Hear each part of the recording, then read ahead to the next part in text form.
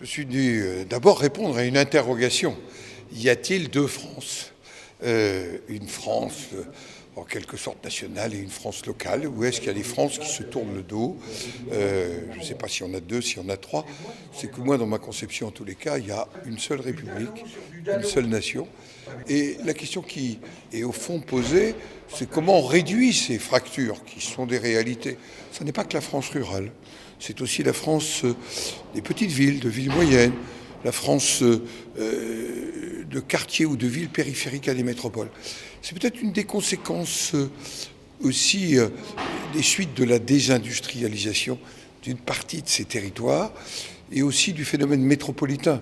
Phénomène métropolitain qui a eu des effets heureux, mais qui en même temps parfois a tari et asséché et a donné le sentiment à ces parties de territoire au fond de ne plus compter. Le premier des remèdes, déjà François Mitterrand et Gaston Defferre avaient apporté des réponses en 1982.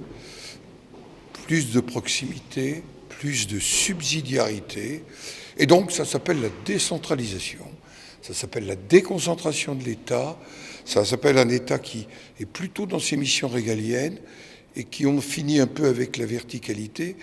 Il faut se poser la question pourquoi tant de nos concitoyens considèrent au fond que leur vote ne sert plus à rien, qu'il ne change plus rien.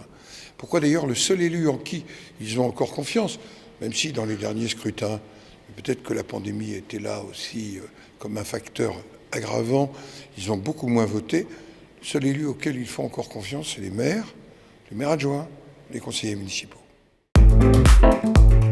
Sciences Po.